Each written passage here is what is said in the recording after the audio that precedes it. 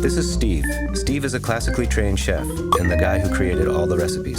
This is the story of how Steve set out to make his carnitas better and ended up knee-deep in the mud at an Iowa pig farm. What he saw there would lead him to change the way people think about fast food. It was 1999 and Steve was not partying accordingly. He was in his kitchen reworking his carnitas recipe.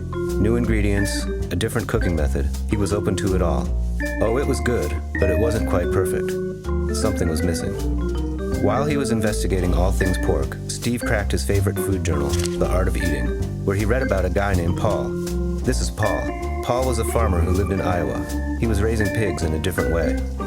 Steve had an idea, so he got on a plane and flew to Iowa. No swimming pools or movie stars, but some of the best farmland in the country.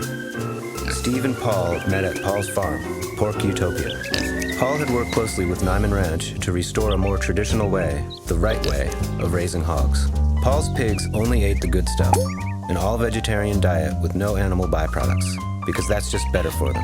His pigs had room to run. They lived outside and could hang out with other pigs and do normal pig stuff. Paul's pigs were never given antibiotics, and they even got a comfortable place to sleep at night. Now, the cost to raise pigs naturally, the way Paul did, was more expensive, but Steve thought it might be worth it. So, Steve hopped a plane back to Denver, pleased with what he had learned from Paul, but eager to know more.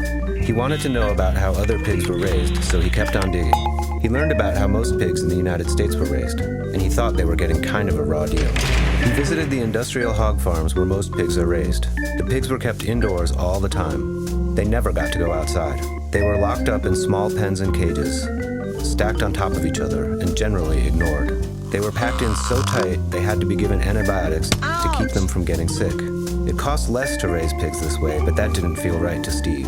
He didn't want Chipotle to be a part of the problem. He knew it was time for a change. So Chipotle started buying naturally raised pork from Paul's farm and others just like it. But that wasn't enough.